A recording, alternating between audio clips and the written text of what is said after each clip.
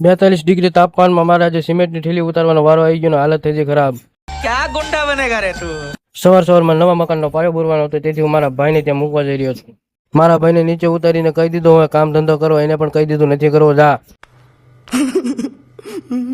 મારા ભાઈને મૂકીને હું વળી ગયો ઘર તરફ. મારે જવાનું હતું દવાખાને. થોડી તબિયત છે ખરાબ. આવી ગયો 500 વર્ષ પહેલાનો પુલ, જેને નવો બનાવવાની જરૂરિયાત છે. તડકો બહુ વધારે છે, નાવા જવાનું મન થાય છે, પણ તબિયત થોડી ખરાબ છે એટલે નાવા ના જવાય. દવા લઈને ઘરે આવ્યો તો થઈ ગયું સિમેન્ટની ઠેલી ઉતારવા જવાનું. આ છે અમારો પ્લોટ, જ્યાં નવા મકાનનું સણતર કામ કરવાનું છે. ફાઇનલી આપણી સિમેન્ટની ગાડી આવી ગઈ છે. સિમેન્ટની ઠેલી ઉતારવાની છે. એક સિમેન્ટની ઠેલીનો 50 કિલો વજન છે. એટલો તો મારોય નથી.